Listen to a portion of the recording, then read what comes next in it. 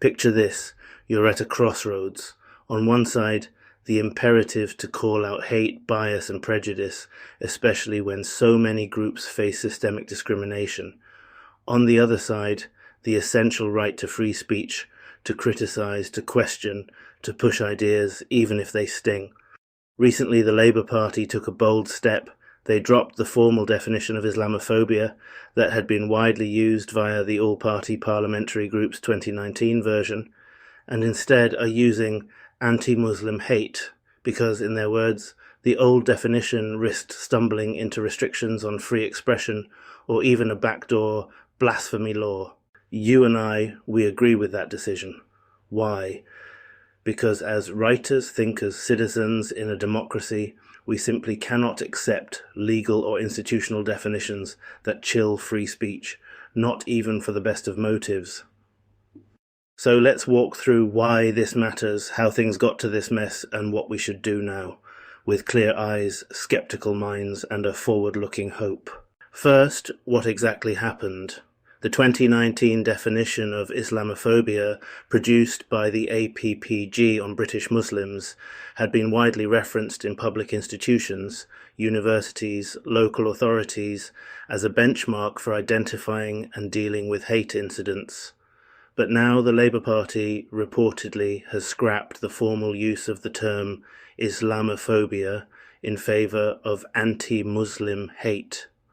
The move was prompted by concerns it could impinge on free speech. Language like Muslimness or Islamophobia was seen as vague and possibly overbroad. One senior figure said, "I'm not going to bring in blasphemy laws by the back door."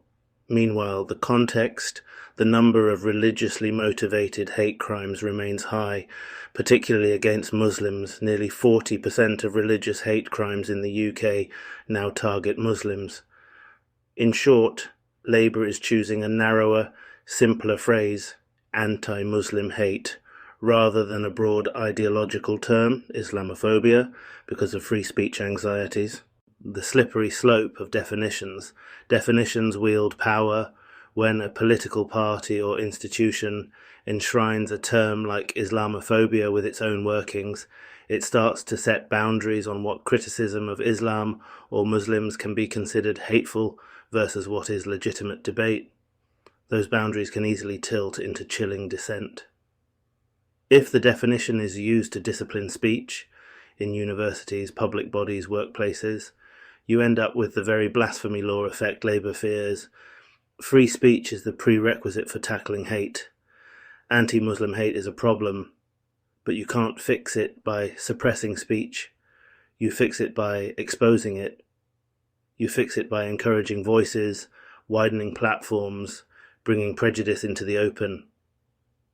If you start policing beliefs or ideas instead of conduct, you weaken the marketplace of ideas.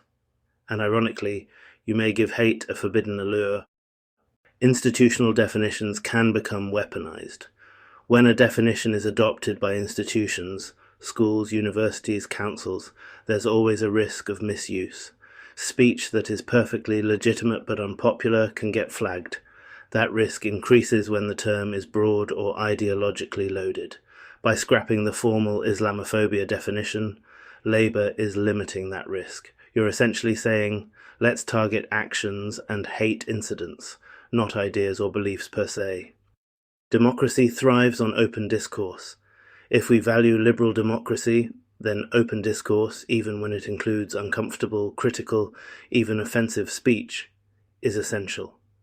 If we start saying certain ideas, e.g., critiques of Islam, or religious beliefs more broadly, are off limits for fear they fall under Islamophobia, we give authoritarian impulses a foothold. I believe in tackling hate, but I refuse to let that fight become a tool for censoring debate. So yes, I support this decision. Not because I downplay anti-Muslim hate, far from it, but because I refuse to sacrifice free speech on the altar of defining hate too rigidly. However, and let's be honest, this isn't simple. There are trade-offs, there are tensions. Let's call them out. A. What about the victims of hate? Critics say, but hold on, By dropping the formal definition of Islamophobia, aren't we watering down the language that helps victims speak out? Yes, that's true to an extent. The term Islamophobia carried weight. It crystallized the idea that anti-Muslim prejudice isn't just individual, but a structural phenomenon. B. Vague versus clear. Having a broad definition can unify efforts, provide clarity for victims, institutions, law enforcement. If you replace it with a looser phrase like anti-Muslim hate without definition, you risk ambiguity. What counts? Who decides? C. Free speech isn't absolute. Even I must admit, no right is absolute. Free speech doesn't protect incitement of violence, threats, direct harassment. So the question becomes, how do we draw the line between legitimate criticism and hate speech? The tricky part is definitions can help draw the line, but they can also blur it if badly done. D. Political optics and structural injustice. Some Muslims and anti-hate advocates feel this move is a step back. They say replacing Islamophobia looks like denial of structural problems. The article mentions that for many Muslims, this episode symbolizes the persistent refusal of political elites to recognize Islamophobia as a structural problem. So there's an optics issue. Is free speech being given priority instead of taking seriously the hate and bias faced by Muslim communities? So yes, while I agree with the principle of protecting free speech, I also recognize that this decision raises legitimate concerns about effectiveness, clarity, and justice. Now, leaning into the future, why might this decision actually be a smart one beyond the free speech angle? Why might it reflect strategic thinking? 1. Focus on conduct, not ideology. By shifting language to anti-Muslim hate, there's an implicit focus more on behaviour, hate incidents, harassment, assault, rather than ideology, Islamophobia, which can be interpreted more broadly. That means the spotlight is on what people do rather than what they think or believe, which is more actionable in terms of law, policy, enforcement. 2. Avoid divisive semantics. Islamophobia is a loaded term. Some people automatically respond defensively to it, seeing it as ideological, not just descriptive. By choosing anti-Muslim hate, the language may resonate more broadly, less likely to put people on the defensive, more likely to attract a wider consensus. If your aim is broad policy buy-in and action, you may increase your chances by using less polarizing speech. 3. Legal clarity. In law, you want precision. The vaguer or more expansive the definition, the more legal challenge it invites. If the term Muslimness or Islamophobia is defined loosely, you risk litigation, ambiguity, chilling effects. By eliminating the formal definition and going with something more direct, Labour may be trying to minimise legal risk and maximise practical enforceability. 4. Future-proofing. Our society is changing fast. Online hate, algorithmic amplification, new forms of harassment. Definitions conceived a few years back may not fit the new landscape. Moving away from the old term allows for flexibility, adaptation, innovation in policy. So, yes, this isn't just about ideology, it's about strategy. If you believe free speech matters and you want practical, implementable policy that tackles real behaviour, then this move makes sense. Because while you agree with the principle, you also don't want this to become an excuse to ignore real anti-Muslim hate. So here's how you see the way forward. 1. Clear legislative and policy frameworks for what is unacceptable behaviour. Without a formal definition of Islamophobia, the job becomes define clearly what counts as unacceptable behaviour: harassment, threats, assault, vandalism, exclusion from services. Make sure policy focuses on actions and impact, not just ideas. For example, repeated verbal abuse, hate-motivated vandalism, exclusion from services because of religion. 2. Strong protections for legitimate critique. Ensure that the protections for free expression are explicitly written into policy. Clarify that criticism of religion, doctrines, religious organizations, or ideology is permitted as long as it doesn't cross into harassment or incitement. That is essential so that thinkers, writers, journalists, religious critics and minority voices aren't silenced. 3. Training, culture change, grassroots work. Hate isn't solved just by laws and definitions, it's cultural. So invest in grassroots work, community voices, education around bias, digital literacy, and how hateful ideas evolve online. Encourage open platforms for discussion of religion, belief, extremism, so that ideas aren't avoided but engaged with. 4. Data, monitoring, transparency. Even without the formal definition, institutions and governments should gather and publish data. How many incidents of anti-Muslim hate? What types? Where? What contexts? That transparency helps ensure any change in language doesn't result in invisibility of the problem. 5. Vigilance about mission creep. Because you've seen it before, a definition enters, then institutions start to enforce it in trivial or overbroad ways. Keep an eye on how anti-Muslim hate gets operationalized. Make sure it doesn't result in new silencing of uncomfortable voices. Push for checks, oversight, and appeals. 6. Public debate must remain open. Let's not kid ourselves. Societies survive by argument. If religion, belief, identity become taboo or off-limits for discussion, you end up with underground resentment, oblique radicalization, closed-off spaces. The best way to defuse hate is to shine light on it, allowing it to be challenged, ridiculed, confronted. So protect platforms for critique. You can feel free to interrogate religious belief, ideologies, institutional religion without worrying that a broad, undefined term will be used to silence you. You have to maintain highest ethical standards, but you don't have to self-censor simply because a policy term might swing against you. You can amplify voices of the marginalized while still defending the principle that debate must be open. You can ask the hard questions. What is anti-Muslim hate? Who defines it? How do we act against it? And you can hold institutions to account. You can remind your audience, yes, call out hate, but don't allow those calls to become trammels on open inquiry. In short, this decision by Labour is a green light to continue pushing the boundaries, challenging power, speaking truth, even to religion, even to mainstream narratives, while still standing firmly for the dignity of all.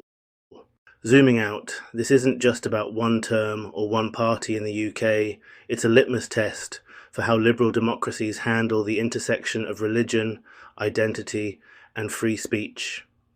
Across the Western world, there's been a tension. On one hand, efforts to recognise and legislate against identity-based hatred, race, religion, sexuality. On the other, the fear that such efforts become silencing of dissent or critique. Religion in particular is volatile terrain. It is belief, identity, doctrine, community, but also subject to critique, reform, dissent. If you treat religion as untouchable, you risk surrendering debate. If you treat critique as hate, you risk privileging religion above all. Free speech is increasingly under threat, via laws against hate speech, via deplatforming, via societal pressures. If one group's protection becomes another group's gag, you have a slippery slope. Pluralism means we must allow religious voices and secular critiques. We must allow minorities to speak, majorities to question, institutions to be held to account. Definitions like anti-Muslim hate or Islamophobia are useful, but only if they don't become blunt instruments of ideological enforcement. Labour's decision signals we can choose to protect victims of hate and guard free speech. We don't have to pick one at the expense of the other. That matters. Yes, there will be critics of this decision. You need to anticipate their moves and answer them preemptively. Critics' argument: by removing the formal definition of Islamophobia, you are letting hate off the hook. You are removing language that names systemic discrimination. My response: we're not removing language, we're refining it. We're moving to anti-Muslim hate, which focuses on behaviour, makes actionable policy easier, and preserves free speech. We still name the problem, we just don't entangle it with ideological definitions that can be misused. Critics' argument: this is symbolic. You're ignoring decades of structural anti-Muslim bias. My response: symbols are fine, but what matters is action. Are you arresting, prosecuting, supporting victims of verbal abuse, vandalism, discrimination in employment?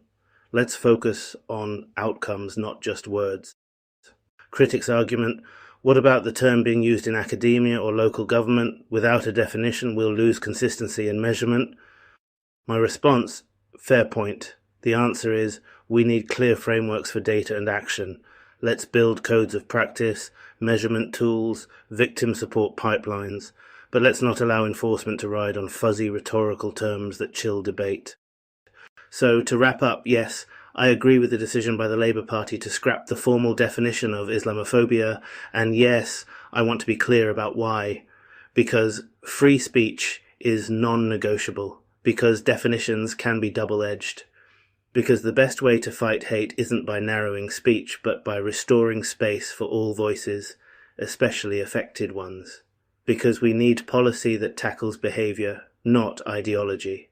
Because a democracy worth its salt must let us argue, dissent, provoke, criticise, without fear of institutional gag orders.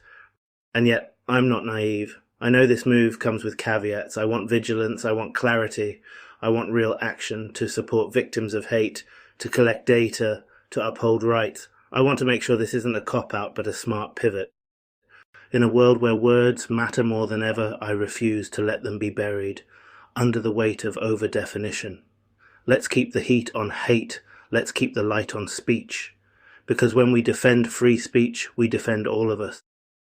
If you're watching this, considering this, podcasting about this, I invite you, challenge your institution, ask, how are you defining hate? Are you protecting free speech? Are you supporting victims? Write your piece, ask your questions, open your mic, because the fight is real, but it only works if the conversation stays impossible to silence. Not right, not left, just real. Rent a vibe. Don't fix your life, just rent the illusion of stability.